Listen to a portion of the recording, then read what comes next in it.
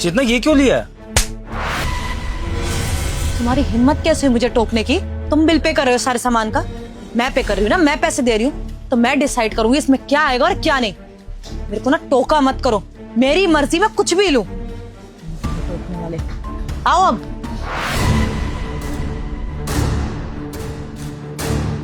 अब आप बुत बन के खड़े क्यों हो? आगे आओ ना, सामान रखना है मुझे ट्रॉली में, आगे आओ। थप्पड़ क्यों मारा?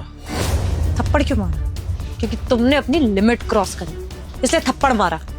मेहनत करती हूँ मैं, पैसे कमा के मैं लेके आती हूँ, तुम डिसाइड करोगे घर में क्या आएगा और क्या नहीं। मेरे को वो चीज पसंद है इसलिए उठा के मैंने ट्रॉली में डाली, लेकिन तुम क्या चाहते हो कि सारा पैसा तुम पे उड़े, तुम्हारी जरूरतें पूरी हो, मैं अपनी जरूरतें अपने मन की चीज नहीं ले सकती।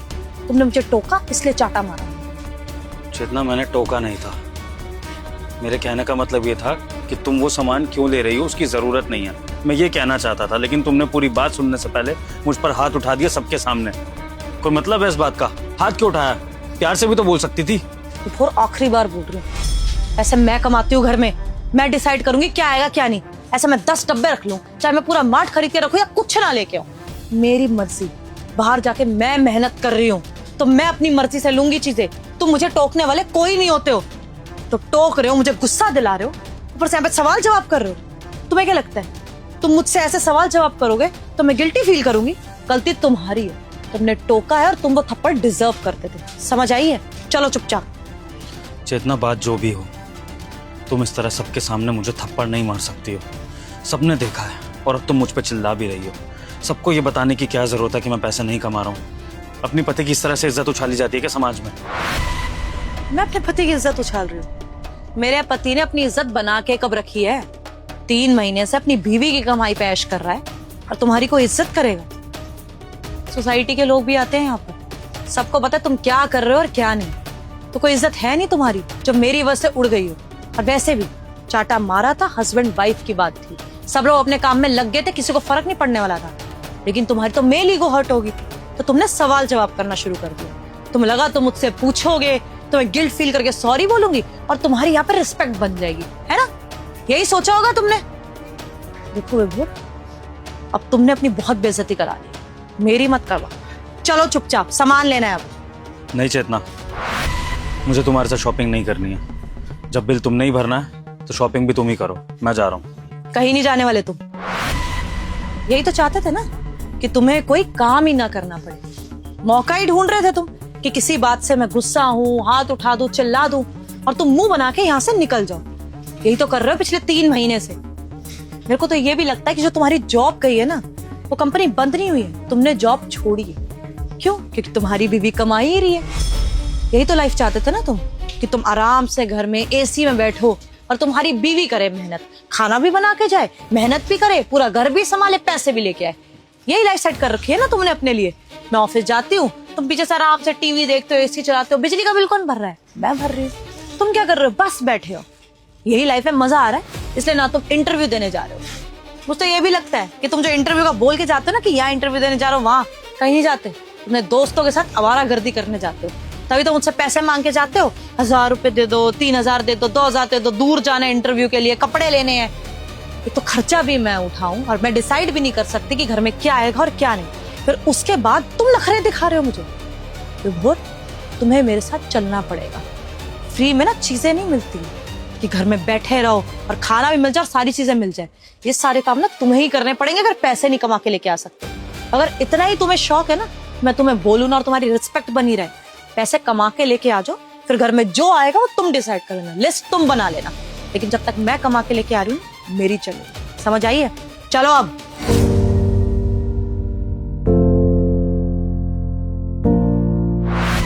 भोर में क्या भोर, ये क्या कर रहे हो? बैग क्यों पैक कर रहे हो? कहाँ जा रहे हो तुम अभी? ये घर छोड़ के हमेशा के लिए जा रहा हूँ। घर छोड़ के जा रहे हो? और मैं जान सकती हूँ किस खुशी में? अब क्या नया ड्रामा शुरू कर दिया तुमने? कहाँ जाओगे घर छोड़ के?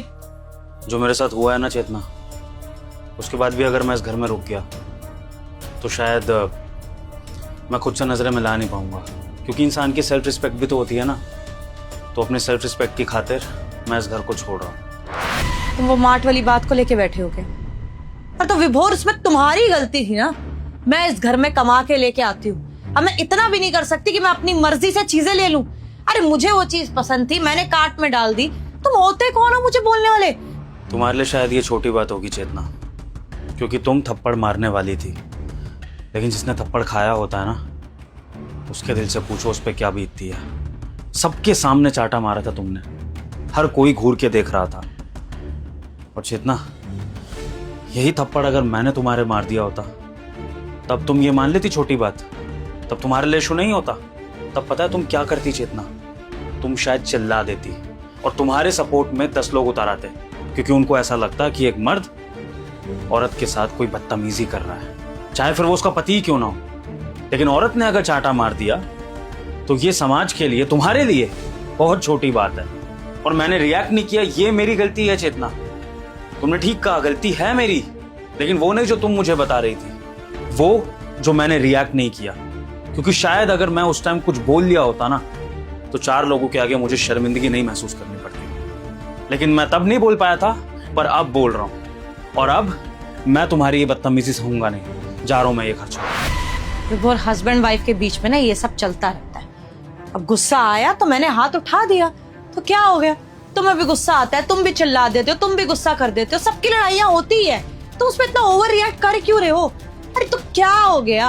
अच्छा ठीक है, तुम्हें बुरा लग रहा है मैंने तुम पे हाथ उठाया, सॉरी बोल देती हूँ। आई एम सॉरी, आज के बाद नहीं करूंगी।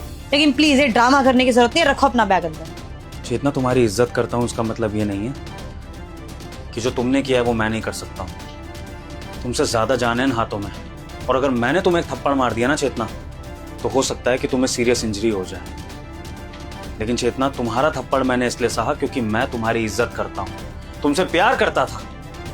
लेकिन तुमने इस चीज को मेरी कमजोरी समझ ली। चेतना, पता है वहां मार्ट में एक लड़के ने ना जब मुझे देखा थप्पड़ खाते हुए, तो मैंने उस लड़के को भी देखा और उस लड़के को मैं पहचान गया। वो लड़का बचपन में मेरे साथ खेलता था, मेरा क्लासमेट भी रह चुका है।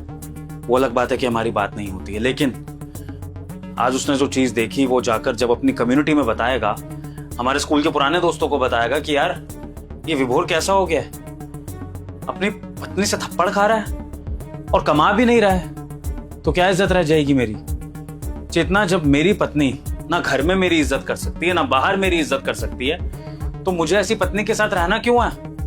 और चेतना, ये अभी तक मैं सिर्फ बातों से बात कर रहा हूं, ये शायद मेरे संस्कार हैं माँ बाप के दिए, वरना शायद मेरी जगह कोई और पति होता ना, तो हो सकता है कि अभी तक इस बात का बहुत बड़ा इशू बना चुका होता, या तो उसके हाथ उठते या तो फिर वो लीगल इशू क्रिएट कर देता। लेकिन मैं कुछ भी नहीं कर रहा हूं, मैं सिर्फ शांति से इस घर को छोड़ के जा रहा हूं, और मुझे इतना करने दो चेतना, इतना तो कम से कम मुझे अधिकार होना ही चाहिए। विभोर देखो, पहले तो शांत हो जाओ, बैठ के बात करेंगे अब इस बारे में, और कहीं जाने की जरूरत नहीं है।